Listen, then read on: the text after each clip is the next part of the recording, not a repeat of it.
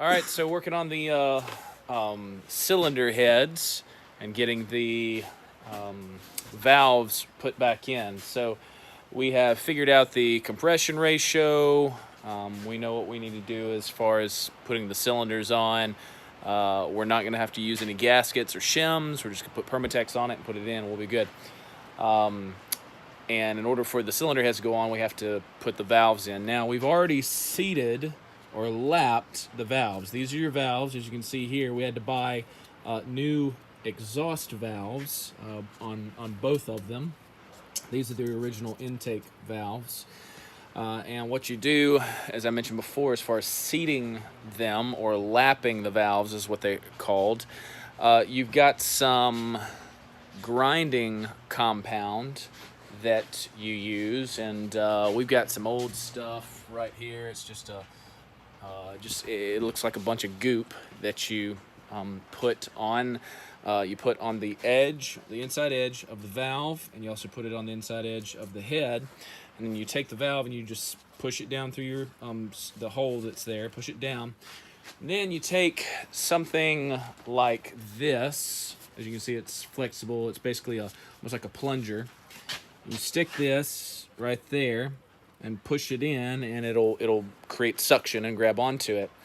And then you can either do it by hand, or you can use a drill. You can put it on the end of a drill like we chose to do. That's a homemade way. They've got better versions of it, but it worked for us. And it took quite a bit to get some of these valves to really, the seats to really look the way they needed to. But you just work on it, continue to do it, add some grinding compound. You kind of spin it, lift off, push back, spin it, lift off, so that the grinding compound finds a new place to get into. And the goal is to make both the valves and the seats, is what they're called, the seats inside the head there where it sits down. You want both of those to be real shiny. And you can't mix these up, because what you've done is you've basically matched the valve to that seat there. So if you did that one and then laid it out, and then did that one and laid it out and somehow mixed them up, that wouldn't be good. You don't want that. So we did that. We lapped all the valves, got them seated, and then we had to put them, install them. So you push them through, and then they come through and they're on the other end. This is the end of it, so you can see that little kind of like a button there. And then you've got your springs, which when they're not compressed, they're about that long. And then you've got a cap that goes down in it. And then inside of it, you've got these little like pin. They're about this wide, and they're cut in half. So you've got two halves. One kind of fits on this side, and then one fits on that side.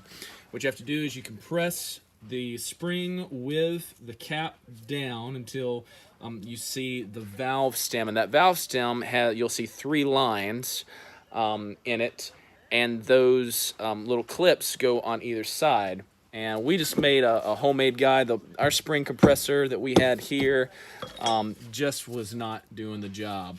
And so we did a homemade guy here where we just kind of took a piece of steel, cut a kind of a groove in it so we could see in.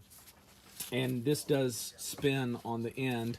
And then basically you just put this around it, put that on the top of the cap there, start tightening down, and when you do, that stem will come up into this area where you can see those 3 grooves. Then what we did is we took those little clip kind of guys, put some lube into it so that it would stick to the stem. That's key. You want something to make it stick, because you have to take those things, and the first one that you put in, the way that we did it, we just used a magnet like this, as well as a screwdriver. And you basically take it and you stick it in like this, and then use the screwdriver to hold it, and then pull your magnet off. And then that lube causes it to kind of stick to that metal, and then you have to push that around to kind of towards the back side. I'm sure that there are better spring compressors where you can see both and you just stick them at the same time, but that's all we had. So, but you do that for each one, and as you can see, they're on, and you just got to be real careful as you come off with it. You want to make sure that those 2 little clips actually do sit, come together on it, because that's what's holding all this together. And so that is installing the valves, the valve springs.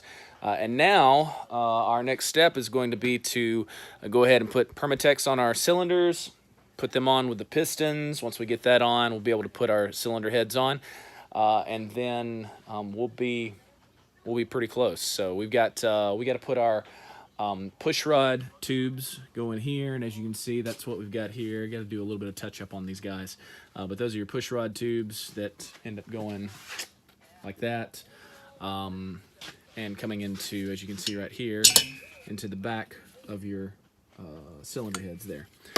So that's what we got going on here. If you got any questions, leave a comment.